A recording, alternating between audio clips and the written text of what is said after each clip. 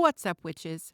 Britt here, aka Ms. Witchcrafter. Welcome to my crafty cottage. Most of you are probably here from the Scrappy Boy Stamps YouTube channel. But if you haven't seen my tutorial showing you exactly how to put together the Candy House mini album, there is a link to that video in the description. You should probably start there. Now, I have already stamped all of our images from the 6x8 Hansel and Gretel stamp set. I used Memento ink in Tuxedo black so that it would be alcohol marker safe. And speaking of alcohol markers, like a lot of people, I have a whole mixed up collection of alcohol markers that I have collected over the years from different brands. This is one of those instances where I am definitely going to just use what I have. For these images, I stick mostly with Copic Markers and Spectrum Noir Triblends. For me, these two brands have played very well together. And at the end of the day, at this point in my crafty life, I just reach for whichever markers are going to give me the color that I need. I'm going to put on some music and just color for you. Feel free to get yourself a snack and just sit back and relax, or pull out some stamps and your favorite coloring medium and join me. And if watching me color isn't your thing, I'll have timestamps in the description box so you can jump ahead. I know some people are just here to see me assemble the rest of the card, and that's totally okay. It's not everybody's bottle of potion. In fact, Scrappy Boy Stamps sells colored die cuts of these same images, which is actually a great solution if you don't want to do any of the coloring. YouTube will also let you increase the speed on a video, but I would go ahead and mute it if you're going to do that. It really distorts the music. And be forewarned that this coloring is already sped up 300%. So speeding it up a significant amount is going to make it very fast. Here comes the music. I'll be back when we're done.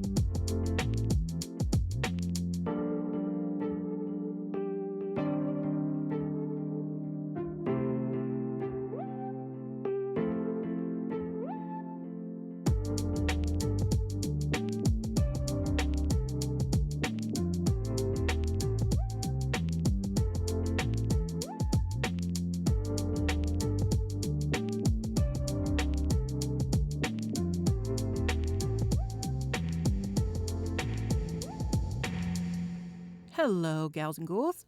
Let's jump right back in. Now, although I have been coloring for a pretty long time, I would definitely put my skills at probably intermediate at best. My coloring skills are something I really want to get better at, but I know that at this point, I really have a hard time leaving the lighter parts of the image light. So while I try to develop that skill and also potentially fill in some of the little gaps in my alcohol marker collection, I like to go in with a white gel pen and add some highlights in the places where I know I need a little bit more relief to show that the light is actually shining on those areas. And while I am pretty good at choosing a direction for my light source, this image of the witch being pushed into the oven is a little bit more complicated because there is light from the fire coming from inside, while there is also light from my light source outside the oven to think about as well.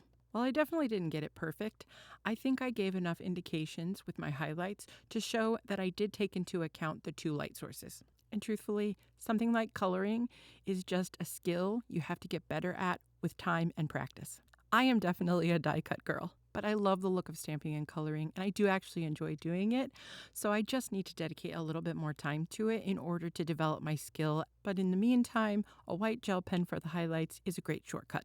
Once those highlights are done, it's time to move on to one of my favorite parts, and that is the outline dies. I have been crafting for a really long time, and when I say that, I mean I have been crafting since clear stamps were new and there were no outline dies to be had. I spent a lot of my formative crafting years fussy cutting out everything I stamped. And though I do enjoy fussy cutting still, every now and then, it is so nice to have those outline dies when I have so many images like I do on this page. Okay, confession time. I did make one little mistake when I was using my outline dies to cut out these stamped images. When you're making a video like this one, you're always sort of aware that the camera is above your head.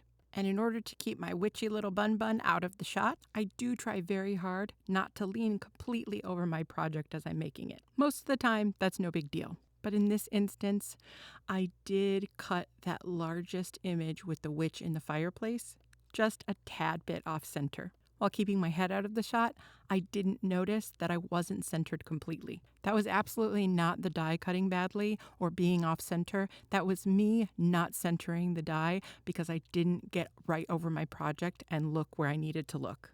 Abracadabra, there's all our stamped images pretty much perfectly cut out. Considering I used a white gel pen to add so much detail to my stamped images, I decided to also add a bunch of detail to my die cut images from the candy house, the ones that we haven't used already, in order to kind of give it a homogeneous look. The die that cuts that little gingerbread man actually embosses all of his details into the front of that die cut. So it's easy to just follow along and add some white icing to his face, his arms and legs, and a few white buttons. I added salt to the pretzels. And although it might seem strange to add those pieces in with the rest of the candy, I decided I wanted all of the pieces from the original die set to feature in this project. I layered up a couple more round peppermints, but I felt that there was enough white on these that I didn't have to add any extra highlight. And I mentioned in the tutorial video that these could be cut with a white base and a red top. It seems like that slight change might make them look more like traditional peppermint candy, but I felt that cutting the circle in the red gave me a little more color, and that's what I was going for. The candy canes came next, and they are truly some of my favorite pieces in this set. I see a lot of possibility with all the accessories from the Candy House die set to really do some great peppermint-themed projects for the holidays. Don't be surprised later on this year if you see an all white and red peppermint house from me at some point. I honestly love making little houses, and I know I'm going to keep coming back to this one again and again. The little lollipops are super cute and can be done a ton of different ways. I chose to use the right-facing and left-facing swirl pieces, but I'm pretty sure the little cross shapes fit on those, and they would be super cute with the little hearts on top. Lately, I've started to use my reverse tweezers to hold my pieces while I apply glue, particularly when the pieces are very small. I've been finding lately that it's really helped me get a lot less extra glue where I don't want it and keep the glue where I do need it. I layered up 2 more of those little wrapped peppermint candies in a pink and a blue, and then I was pretty much ready to start assembling the interior of my card. But first, we need a sentiment, and the sentiments from this stamp set are absolutely hilarious. I decided to go with one sentiment on the outside and one on the inside. On the outside, parenting is like the tale of Hansel and Gretel. And then on the inside, there's a trail of toys, snacks, and unanswered questions. I also like It's All Fun and Games Until Somebody Ends Up in the Fire. So if making people laugh with your cards is your vibe, I would definitely check out all the stamp sets at scrappyboy.com. For this project, I pulled out one of my favorite stamping platforms, the Precision Press Advanced from We Are Makers. I see this stamping platform used a lot less often than some of the competitors, especially in videos. But this one is one of my favorites, mostly because of its price point and size. The peg system allows you to rotate the stamping surface 360 so you can create wreaths. There's no border, so your project can extend beyond the size of the platform and you can still use this platform to stamp on it. And you can buy extra clear top plates, which really helps with multi-layer stamping. Let me know in the comments if you would like a comparative review of this and a few of the other ones that are popular on the market. I have several and I'd love to do that for you. I do also highly recommend this Tim Holtz mini guillotine trimmer. Particularly if you're a card maker, this is the perfect size and it's really good for on the go. Now that I finished trimming those up, everything can start coming together. I went ahead and made my card base and the two interior pieces off camera. Mostly because with the coloring, I knew this was going to be a very, very long video, and the video before it, where I showed you how to put together the house, was already 17 minutes long. I didn't want you to have to watch these videos for the rest of your life.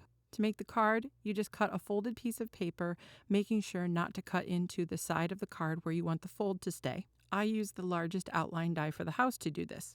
That way, the entire card would be shaped like my house. Then the two interior pieces were cut with the stitched base layer of the house. The left side I cut in craft and inked it to match the front of the card, and the right side I cut in red and added texture by embossing in a brick pattern before lightly inking over the top with a darker red in order to bring out the texture. Then I made sure to trim each piece so that it wouldn't interfere with the opening and closing of the card. Building up this scene is pretty self-explanatory, so I'm going to put on a little more music while you watch me put everything into place.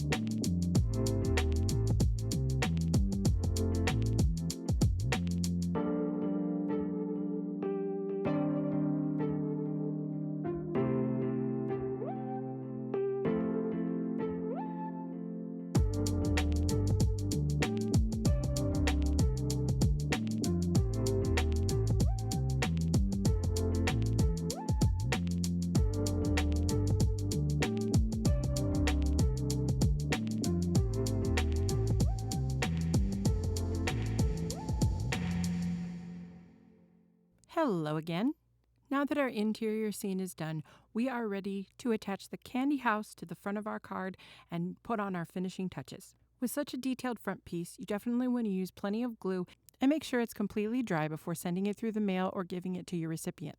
Last but not least, we're going to add our sweet little Hansel and Gretel images at the beginning of our sentiment. You know, it killed me a little bit to cover up some of the house, but in the end, I think it was worth it and it really served the design. When this card was finally done, one of the things I loved the most about it was that the sweet, pretty card front definitely gave you no warning about the absolute chaos that was inside. And in a way, that is kind of the point of Hansel and Gretel. It's sort of an object lesson of if it looks too good to be true, more than likely it probably is. For any of you that made it all the way through both of these videos, thank you so much. I really appreciate you spending your time with me today. Check the description box below for all the other places you can find me. I'd love to have you follow me on all my social media. If you enjoyed this video, please like, comment, and subscribe. I want to bring you a lot more, and you don't want to miss it. Bibbidi bobbidi bye!